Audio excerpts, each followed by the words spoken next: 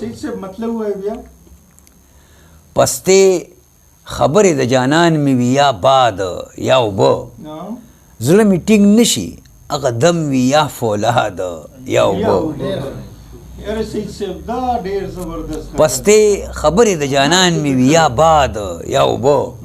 زړه مې ټینګ نشي هغه دم وي یا فولاد یا اوبه او دواړو کې یو تیشه به سر کې خښول غوره وي دواړو کې یو تیشه به دواړو کې یو تیشه به سر کې خښول غوره وي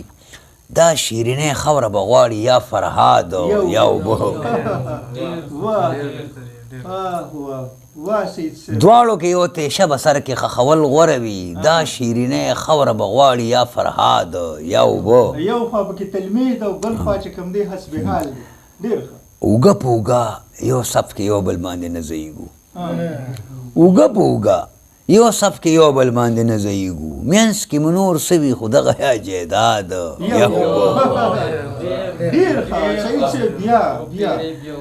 اوږه په اوږه یو صف کې یو بل باندې نه ځایږو منځ کې مو نور څه وي خو دغه یا جیداد یا اوبه او په کالاباغ کې د کډوالو اخر څه ډوبېږي په کالاباغ کې د کډوالو اخر څه ډوبېږي د ځانځانۍ دا کلي څه یا باد یا اوبه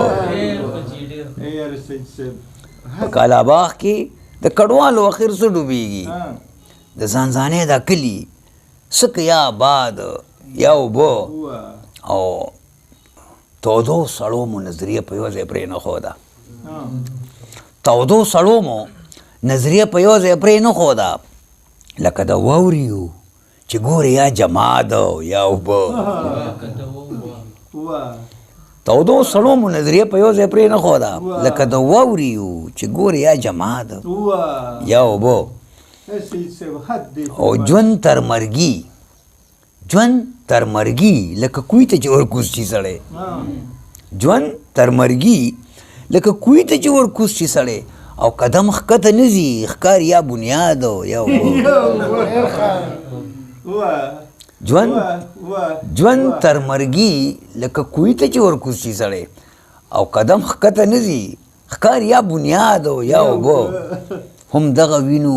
دغه اورو ځي راځي کال په کال هم دغه اورو دغه وینو ځي راځي کال په کال په پښتنه خاوره سیده یا فساد یا اوبه